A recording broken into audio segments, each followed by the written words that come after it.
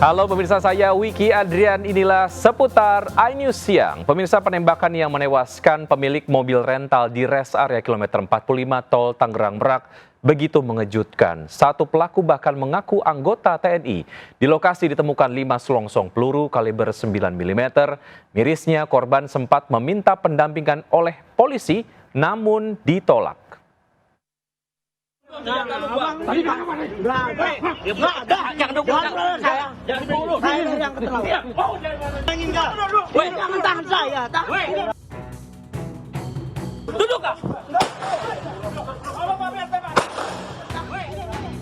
Ilyas Abdurrahman, pemilik mobil rental ini tewas ditembak di bagian dada saat memergoki pelaku penggelapan mobil miliknya di res area KM 45 Tol Tangerang Merak Kamis dini hari. Ramli rekan Ilyas juga tertembak di bagian perut.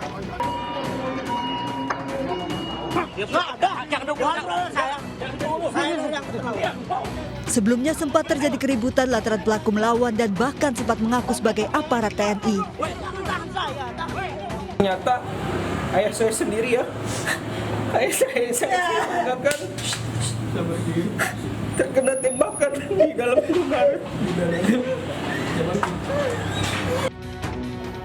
Polisi telah memeriksa 5 saksi. Dari olah TKP ditemukan 5 selongsong peluru kaliber 9 mm. Dan kami pun juga melakukan pencarian di beberapa titik, yaitu alat bukti daripada CCTV untuk mendalami pengungkapan kasus tersebut. Pencurian mobil berawal saat Ajat Supriyatna yang menyewa mobil korban selama 3 hari sejak 31 Desember, namun saat 1 Januari 2025, GPS yang dipasang di mobil tidak terdeteksi. Korban curiga melakukan penelusuran hingga di Saketi Pandeglang, korban berpapasan dengan mobil miliknya dan mengejar. Namun karena menduga pelaku memiliki senjata api, anak korban Rizky meminta pendampingan dari Polsek Cinangka Anyer namun ditolak. Ilyas dan rombongannya tetap mengejar hingga ke area Tol Tangerang dan terjadi penembakan yang menewaskan korban. Dari Tangerang, Banten, Aimarani, iNews melaporkan. Jenazah korban bos rental mobil telah dimakamkan tadi malam. Rumah duka bos rental mobil yang tewas ditembak Ilyas Abdurrahman dibanjiri karangan bunga. Karangan bunga duka cita terlihat mulai dari ujung jalan perumahan Taman Raya Rajek, rumah duka korban penembakan Ilyas Abdurrahman, bos rental mobil. Kerabat dan rekan korban terus berdatangan ke rumah sekaligus tempat bisnis rental kendaraan baik mobil maupun sepeda motor. Usaha jasa rental kendaraan yang dilakukan korban dirintis sejak tahun 2008 bermodalkan kendaraan sendiri. Keluarga berharap pelaku penembakan bisa ditangkap polisi. Almarhum dibantu anak dan sejumlah karyawan mengelola 200 unit mobil rental.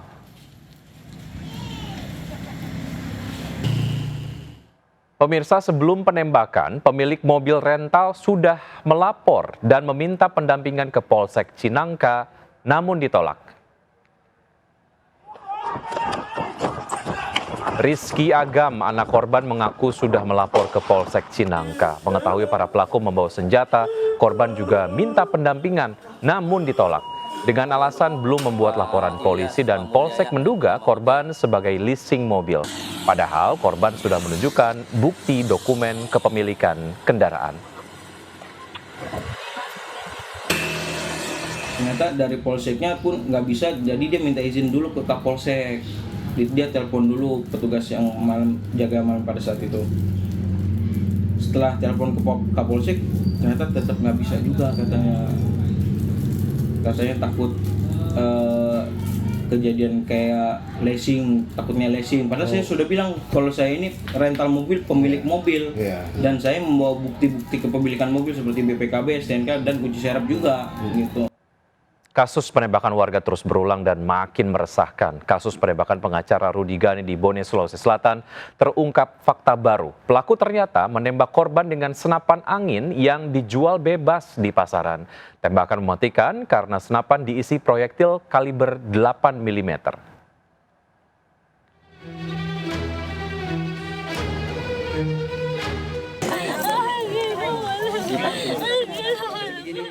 Tangis keluarga mengiringi pemakaman jenazah Rudi S. Gani, pengacara asal kota Makassar yang tewas ditembak orang tak dikenal.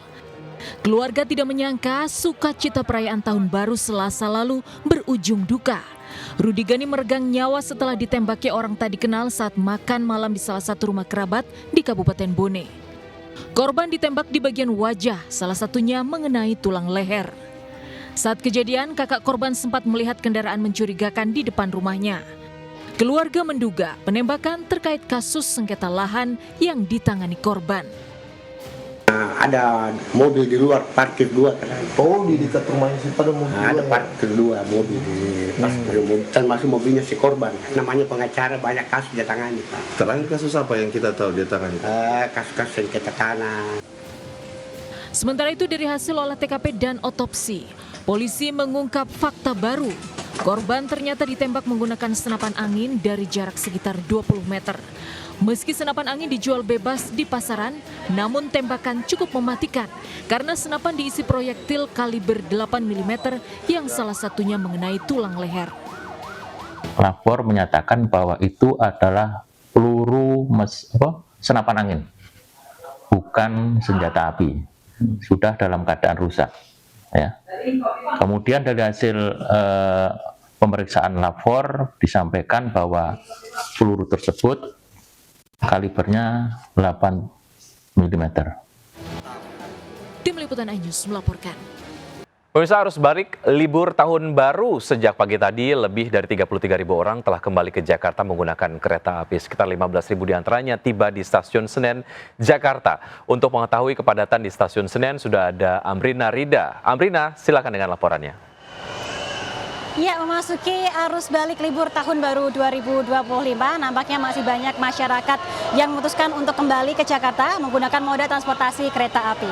Berdasarkan informasi yang kami dapatkan dari PT KAI Daerah Operasional 1 Jakarta, diperkirakan pada hari ini terdapat 33.000 penumpang yang kembali ke Jakarta menggunakan kereta api dan turun dari stasiun Pasar Senen, stasiun Gambir ataupun juga stasiun-stasiun lainnya. Di mana mereka berasal dari sejumlah daerah, diantaranya adalah Semarang, Solo, Yogyakarta dan juga Surabaya. Sementara itu untuk jumlah penumpang yang baru akan berangkat dari Jakarta menggunakan kereta api ini juga lumayan banyak. Diperkirakan mencapai 15.000 penumpang pada hari ini, baik itu mereka yang baru akan berlibur ataupun mereka yang sebelumnya mudik ke Jakarta dan akan melakukan perjalanan untuk balik ke tempat perantauan masing-masing.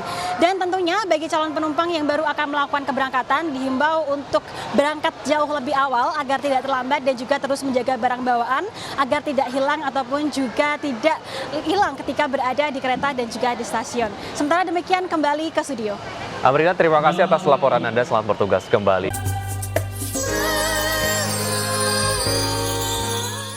Pemirsa, jangan pernah lengah, awasi anak Anda saat berwisata liburan.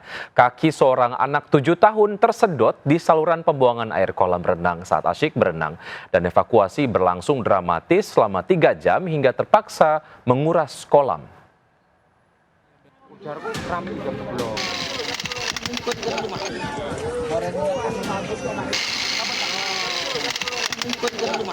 Evakuasi kaki bocah 7 tahun yang tersedot saluran pembuangan air kolam renang di Kalianda, Lampung Selatan berlangsung dramatis lebih dari 3 jam. Untuk bisa mengeluarkan kaki korban, petugas pun terpaksa menguras air kolam. Insiden berawal saat sang anak asik berenang di lokasi tiba-tiba berteriak. Saat ditemui keluarganya ternyata kaki kirinya tersangkut akibat tersedot. Kakinya terprosok ke dalam pembuangan pembersihan bak. Ya, saat itu korban sedang melakukan mandi bersama keluarganya. Korban berhasil dievakuasi tanpa mengalami luka. Diduga kaki korban tersedot akibat penutup saluran pembuangan yang terlepas. Dari Lampung Selatan, Lampung, Heri Fulistiawan melaporkan. Pemirsa, viral akses jalan sejumlah warga di Kabupaten Bandung terisolasi akibat dipagari tembok 1,5 meter oleh tetangga. Penembokan jalan ini terjadi karena masalah pribadi antar keluarga.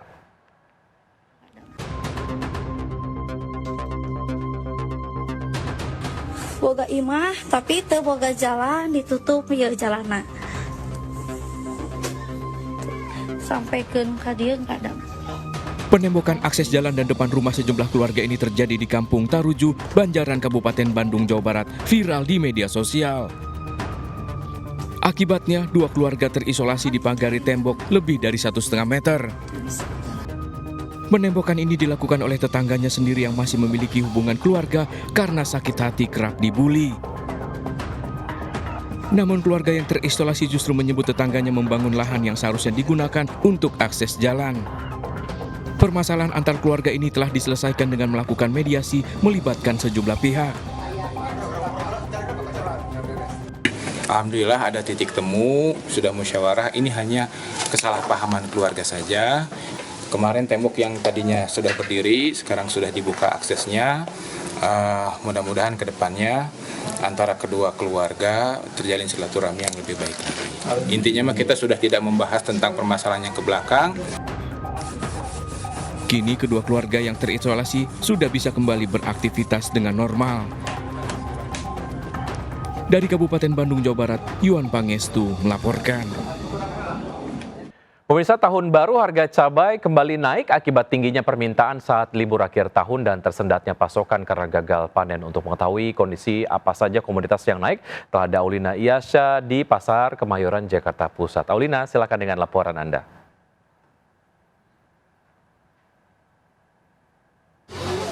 Ya, Wiki dan pemirsa, memasuki awal tahun baru 2025, beberapa bahan pokok ini mengalami fluktuasi atau peningkatan harga. Salah satunya di Pasar Kemayoran Jakarta Pusat ini, cabai ini mengalami kenaikan yang cukup tinggi. Dan saya akan menunjukkan pada Anda, ini ada cabai rawit hijau, di mana ini kenaikannya cukup tinggi karena dari awalnya harga Rp30.000 sampai dengan Rp35.000, saat ini per kilogramnya adalah Rp70.000.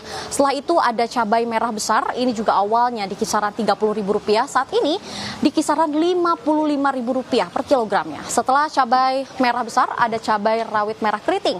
Ini juga peningkatan harganya cukup tinggi karena awalnya ini di kisaran Rp30.000, hampir sama dengan kedua macam cabai tadi. Namun saat ini berada di kisaran Rp55.000. Bahkan seminggu lalu ini sempat naik menjadi Rp65.000. Selain itu juga ada cabai rawit kecil merah. Ini juga peningkatannya cukup tinggi dan bahkan paling tinggi di antara berbagai macam cabai lainnya.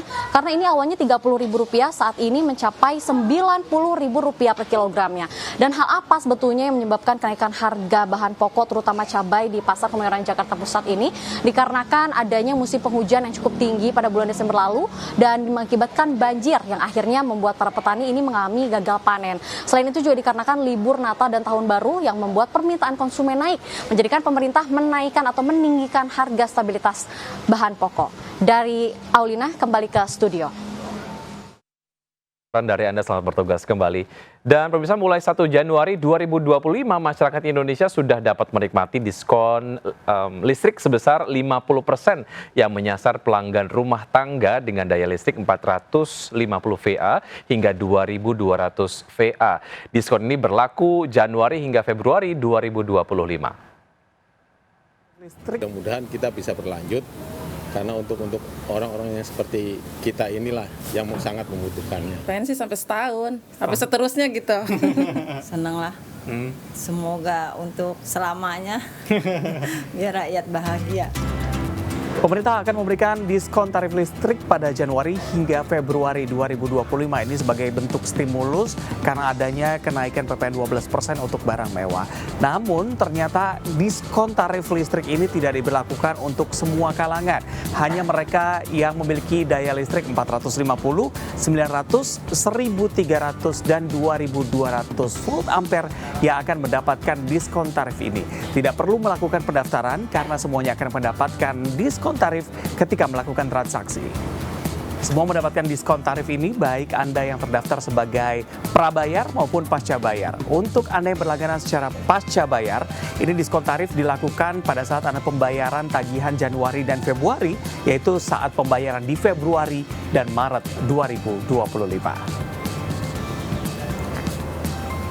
Sedangkan bagi Anda pelanggan prabayar, Anda cukup membeli token dari seluruh channel penjualan. Jadi ketika tokennya sudah dimasukkan, nanti akan mendapatkan 2 kali lipat. Atau jika Anda ingin mendapatkan jumlah KWH yang sama dengan bulan sebelumnya, Anda cukup membayarkan setengahnya saja. Nah, seperti di sini, yang biasanya diisi Rp100.000 dengan daya 1.300 mendapatkan 65 kWh. Kini tadi setelah diuji ulang bisa mendapatkan 2 kali lipatnya, yaitu 130 kWh. PT PLN Persero mengatakan bahwa akan ada 81,4 juta pelanggan yang akan mendapatkan diskon tarif sampai dengan 50% ini. Walaupun dapat diskon sampai dengan setengahnya, tapi diharapkan kita tetap menggunakan listrik secara bijak. Dari Jakarta, Reza Helmi, Rama Romadona, iNews melaporkan. Pemirsa, harga barang kian mahal, berbagai cara dilakukan untuk menyiasatinya. Salah satunya adalah dengan berbelanja baju thrifting. Simak keseruan berbelanja baju thrifting berikut ini.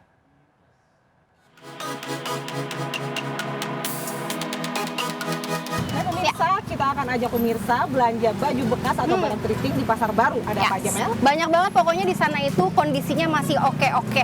Langsung aja kita naik kereta, yuk. Oke, sekarang kita ada di Stasiun Juanda, stasiun paling dekat ke Pasar Baru. Kira-kira kita naik apa nih, Mel? Sebenarnya dari sini bisa naik ojek online ataupun bajai, tapi karena ini panas, mending kita naik bajai. Kita naik bajai. Misi, Pak. Misi, Pak. Pasar Baru berapa, Pak? 15 aja. 20 ya. Ya udahlah 20 ya. Jadi 20 nih kalau ke Pasar Baru dari Stasiun Juanda.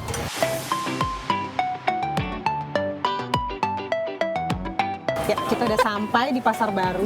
Sekarang kita mau langsung ke lantai 3, tempat pusat thrifting di Pasar Baru. Yuk. Nah, ini kita langsung aja mau belanja dengan uang 100.000, kira-kira dapat berapa pakaian ya di sini? Kita coba. Kita minta duitnya dulu. Kita duit tuh.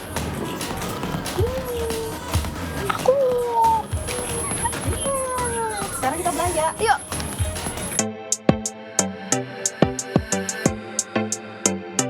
Bagus ya.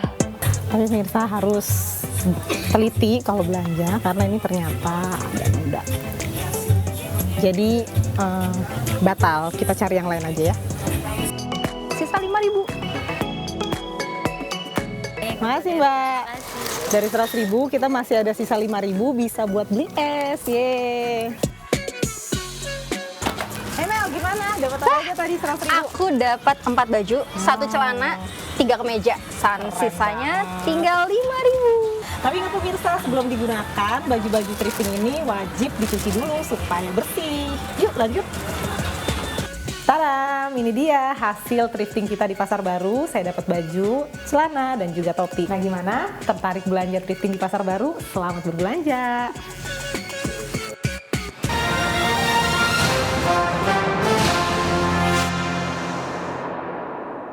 Terima kasih Anda masih bergabung bersama kami. Pemirsa, heboh belasan ular kobra ditemukan di toilet rest area di Sragen, Jawa Tengah. Sementara ribuan ulat bulu menyerang sekolah dasar di Madiun, Jawa Timur, hingga siswa yang baru masuk usai libur panjang mengalami gatal-gatal.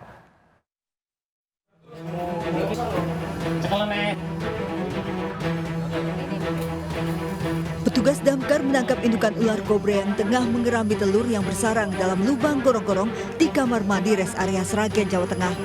Selain induk kobra Jawa, petugas juga menemukan 18 ekor anakan kobra yang baru menetas. Petugas sempat kesulitan mengevakuasi karena banyaknya anakan ular yang muncul setelah petugas menyemprotkan BBM Pertalite ke dalam lubang gorong-gorong. Kendalanya kita membongkar lantai kamar mandi yang ada di rest area ini. Ribuan ulat bulu menyerang SDN Ruak 03 Dagangan Madiun. Ulat bulu bersarang di pohon mangga meresahkan guru dan murid. Akibatnya sejumlah murid mengalami gatal-gatal dan panas. Sekolah pun memulangkan lebih awal muridnya. Tim kontributor iNews melaporkan.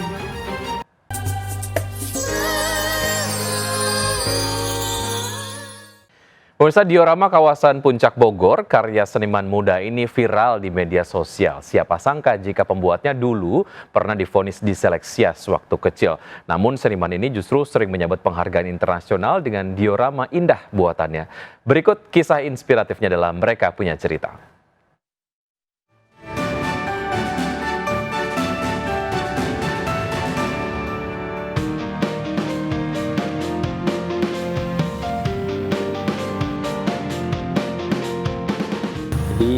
Dibawa dan dicek ke dokter psikologi anak. Saya memiliki ada kelainan disleksia pada anak-anak. Akhirnya salah satu terapinya adalah menggunakan media seni. Nah, kesulitannya itu biasanya bikin akurat sesuai dengan bentuk aslinya dengan merubah skala yang tadinya besar jadi kecil. Nah, itu PR banget. Jadi kalau misalnya ukurannya kecil, contoh 30x30 itu biasanya bisa 1 mingguan. Tapi kalau misalnya ukurannya lebih besar dari itu, misalnya semeter kali semeter, itu bisa sampai sebulan dan 2 bulan. Itu balik lagi tergantung seberapa rumit dan seberapa detail diorama yang mau kita bikin.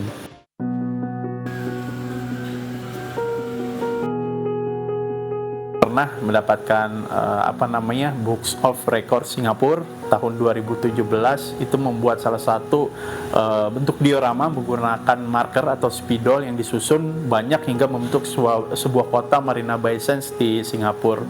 Dari range harganya ya, kisaran dari 3 jutaan sampai 10 jutaan ada. Nah, kalau misalnya ukurannya lebih besar, contoh 60x40, itu range harganya dari 10 jutaan sampai 20 jutaan ada. Sebelum memulai diorama itu, coba belajar dulu membuat karya 3 dimensi, terus nanti bisa dikembangi dari hal-hal kecil kayak misalnya membuat rumput-rumput untuk mendisplay figur atau enggak mendisplay mainan teman-teman.